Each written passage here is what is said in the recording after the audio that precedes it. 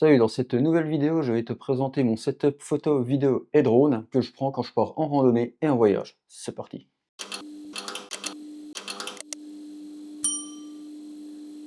Pour commencer, quand je pars en voyage ou en randonnée, je prends toujours mon Canon R7, c'est celui qui est en train de filmer là actuellement, qui est avec un 16 mm. Donc celui-là, je m'en sers essentiellement pour faire du paysage, pour faire du grand angle.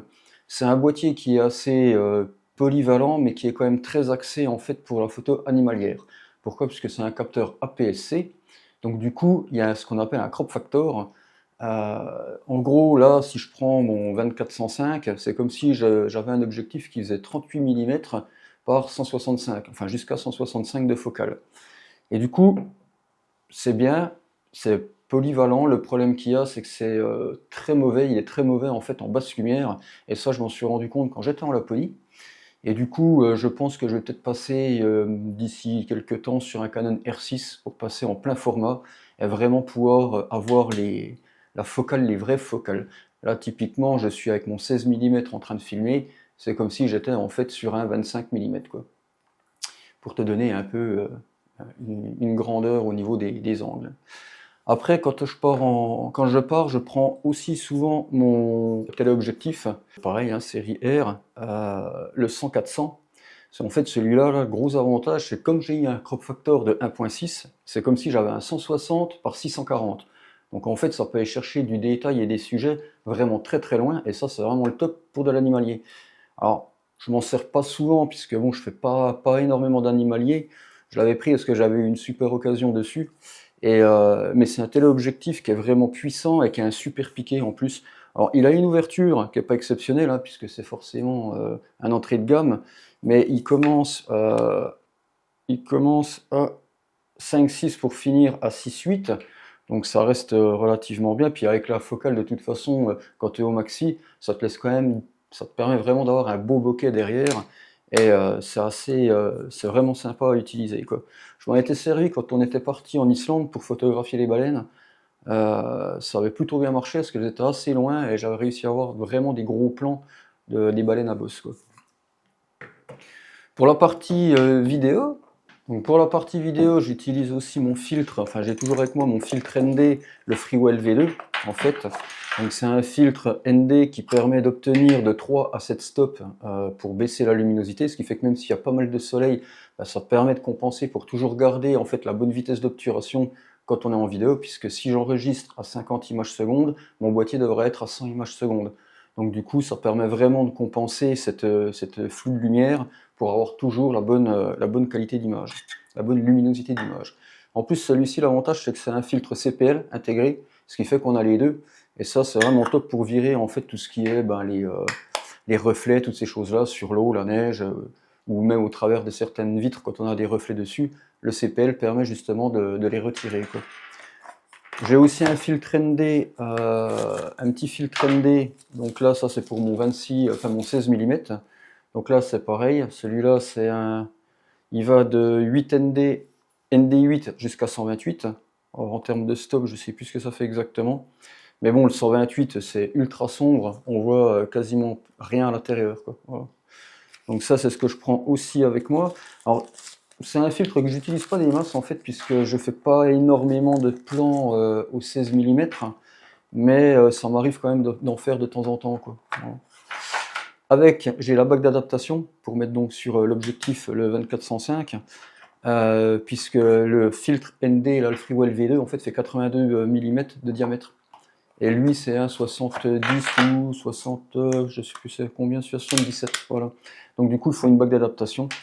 Et je mets tout ça dans un petit package qui était fourni avec le Freewell V2, du coup ça prend quasiment pas de place. À côté de ça, je prends aussi ma petite GoPro, puisque la GoPro, le gros avantage c'est qu'on peut l'emmener partout. C'est pas mal dans certaines situations, par exemple là quand j'étais en Laponie, sur les motos des neiges, ben voilà, ça a très bien été, ça a fait le boulot, j'ai pu prendre des plans assez sympas avec. Je la prends toujours avec moi. Avant, je la prenais pour la mettre sur le drone, et maintenant, en fait, pour tout ce qui est vidéo personnelle ou les vidéos que je vais diffuser sur YouTube, je vais utiliser uniquement le DJI-3. Donc la GoPro, je la mets plus dessus, je m'en sers vraiment dans des cas bien spécifiques. Typiquement, quand j'étais en Corse, on est parti sur un Zodiac.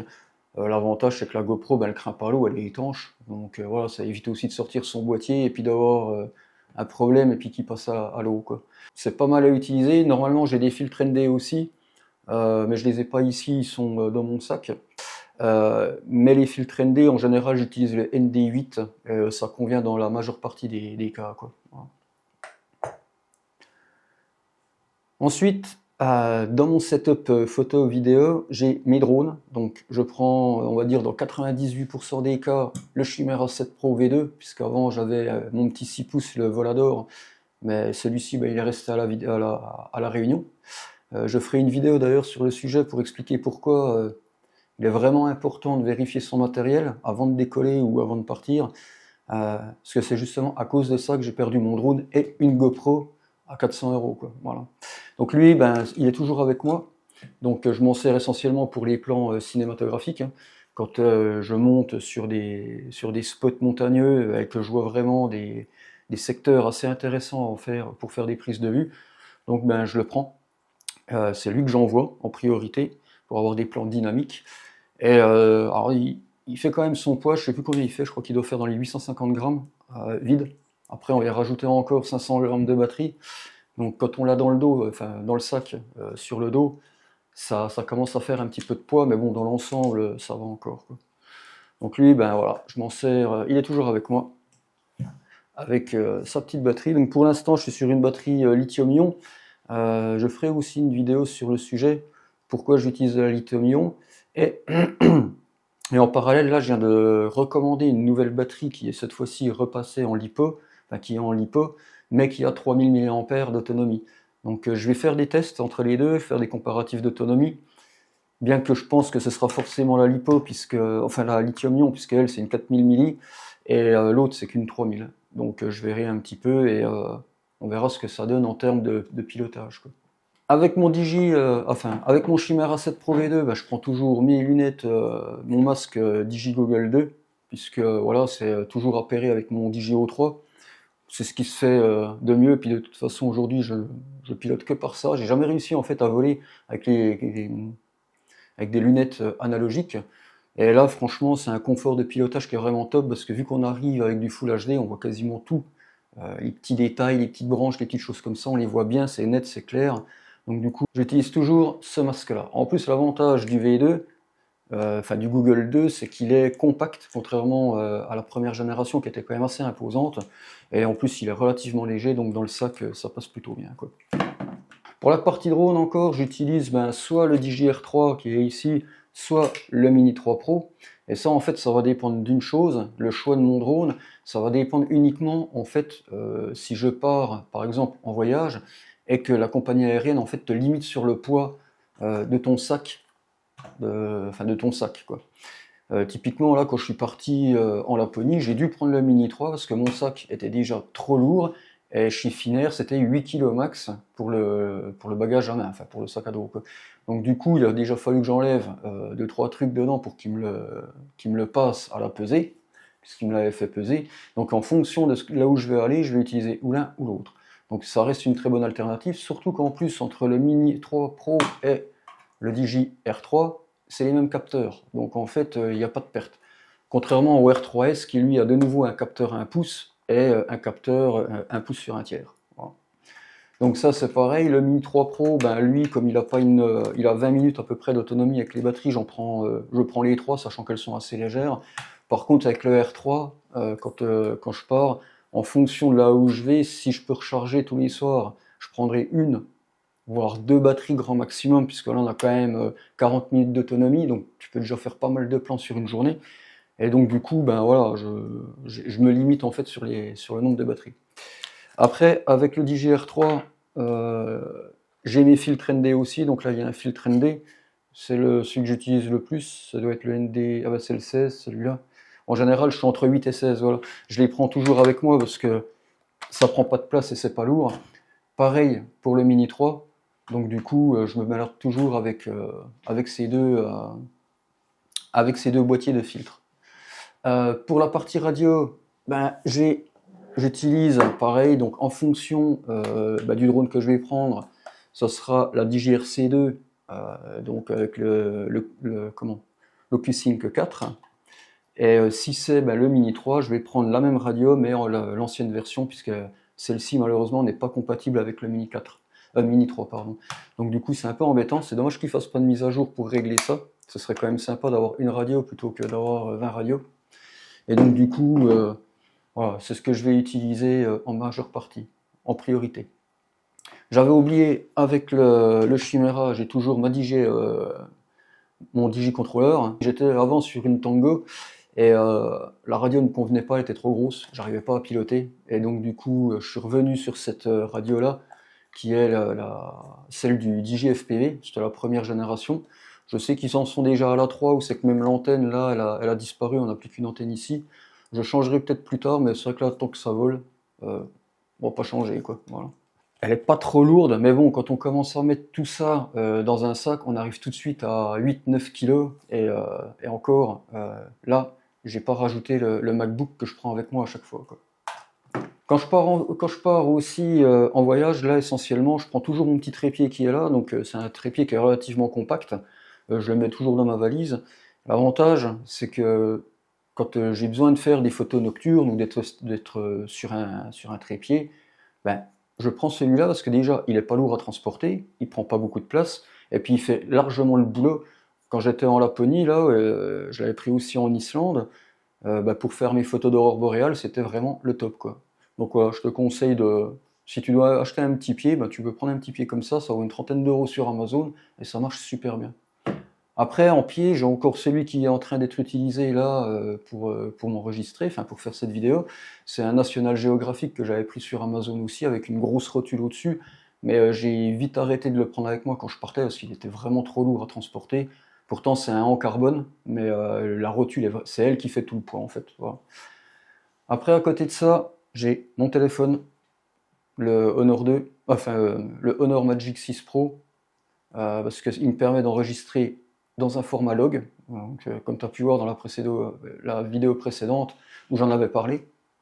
Et donc du coup, vu que tous ces équipements qui sont là, que ce soit la GoPro, mon R7, l'O3 ou les deux drones qui sont là, ils enregistrent dans un format plat qui est soit le Disney-like pour lui, et tout le reste c'est en D-Log, ce qui fait que ça permet vraiment d'avoir une image très grisée, très plate, et de pouvoir faire en fait la colorimétrie qu'on a besoin derrière pour avoir la même couleur en fait sur toute notre image de vidéo, quoi. Voilà. Pour le transport de mes batteries, j'ai mon petit sac à lipo. Comme ça permet en fait d'être conforme quand on va par exemple dans un aéroport, qu'on va prendre l'avion. Normalement, c'est obligatoire d'utiliser ça. Ils sont pas très regardants quand on est sur des batteries qui sont assez bien faites comme ça, ou comme celle d'un drone comme le R3, une batterie qui est toute carénée comme celle-ci. Ils sont pas trop regardants. J'ai jamais eu le problème où on m'a dit ouais, vos batteries devraient être dans un sac anti-feu. Ils n'ont jamais regardé non plus les capacités de mes batteries pour savoir si je mettais plus de 100 watts dans la pochette ou pas. Donc bon, pour le moment, ça passe comme ça. Je vais pas me plaindre, ça va très bien. Et tant que ça va, tant que ça continue comme ça, c'est le top, quoi. Alors, pour transporter tout ça, maintenant, j'utilise mon sac f-stop. Hop, voilà. Donc mon sac f-stop, c'est le Lotus. C'est un 30 litres, si je dis pas de bêtises. L'avantage qu'il a, c'est qu'il est compact. Il passe dans les compagnies low cost en tant que grand bagage à main. Contrairement à l'autre que j'ai, c'est le Typola qui fait 50 litres. Lui, il est beaucoup trop gros. Il est refusé, par exemple, chez EasyJet. L'avantage, c'est que voilà, il est réglable de tous les côtés. Il a à l'arrière une partie qui est vraiment rembourrée, justement, pour bien amortir le poids. Et puis pas sentir d'objets derrière qui viennent nous taper dans le dos. C'est réglable dans tous les sens. Et le gros avantage de ces sacs f-stop, c'est qu'on a des unités qu'on peut mettre à l'intérieur. Hop. Voilà.